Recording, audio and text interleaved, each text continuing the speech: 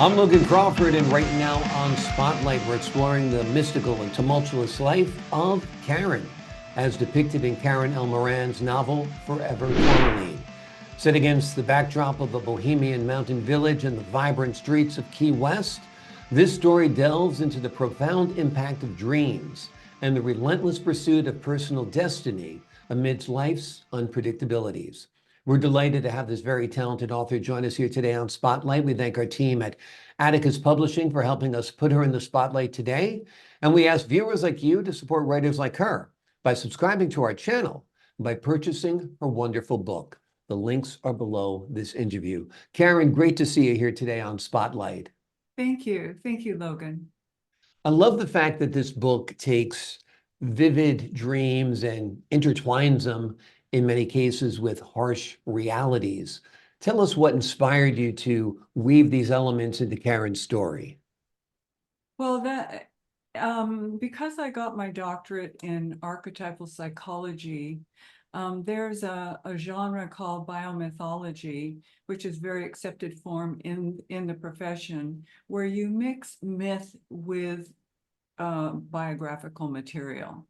So I was familiar with that and actually started it back in my doctoral days, started this book back in that, delving into the imagery for the book. But I didn't want to write in academia.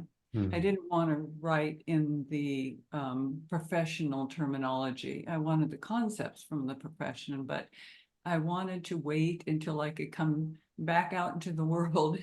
It's kind of like going to a school for mystics, and you have to come back and talk to people. They don't know that language, and I wanted to do it in layman's terminology. And you beautifully stated the way these elements are intertwined in the story. So Wonderful. Talk to me a little bit about the character of Panther. Panther is a Okay. compelling and mysterious presence throughout the novel. Tell us Yes. about the significance in the story. Yes, Panther is a very, very profound image and has different meanings cross-culturally. And it just came knocking at my door in the late 1980s and early 90s when I started my doctoral program. And when I say knocking at the door, it was a creative scratching at my heartstrings or at my soul. And I thought, what is this thing?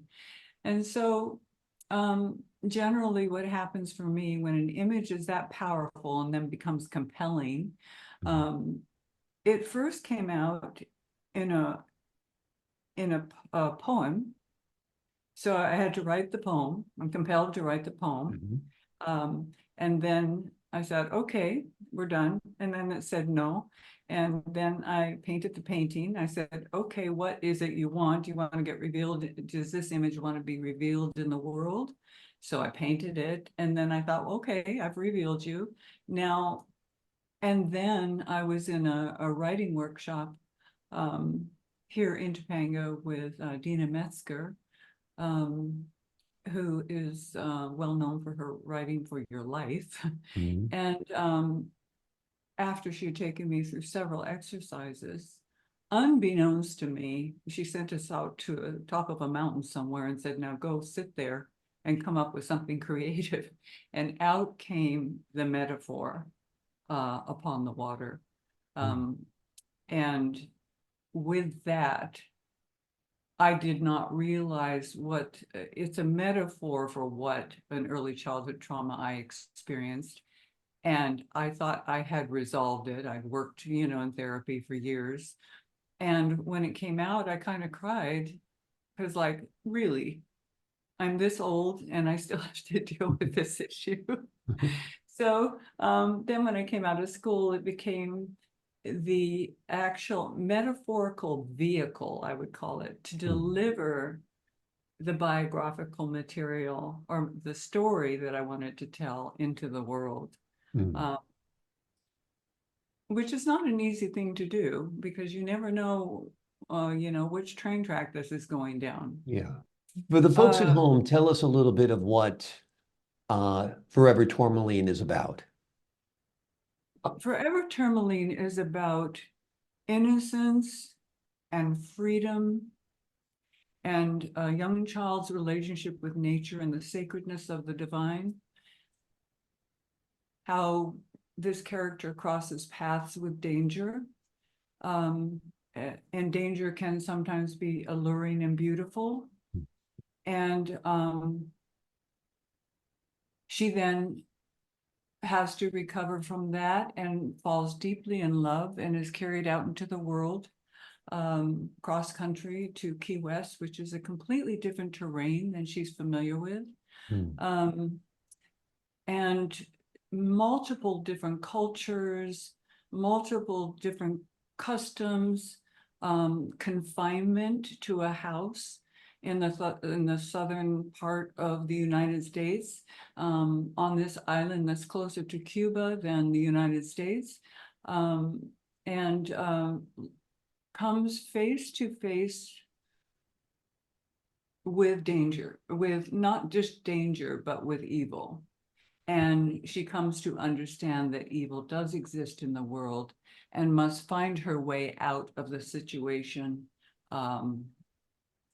back home to a safe environment, and continue forward to live out the experience of life to the best of her ability, and create a profession, bring herself into a profession, into earning a living, finding ways to raise her children,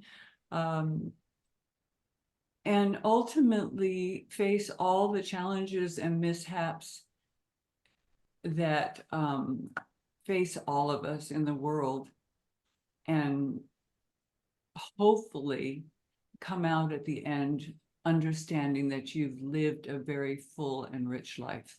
Yeah. Well, it's a great story.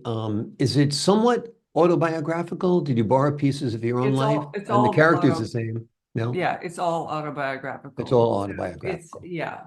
So Yeah. there's a lot of truth to this. Except for the dream sequences, Mhm. they are true to me. They're creations of mine, Mhm. and they were created to help bring the story forward. Because I wanted to focus really on my view of the situations I had been in and what I had had to face in life. And even though I had to create and combine characters, they're all based on characters that did exist at one time. What do you hope viewers take away from your story?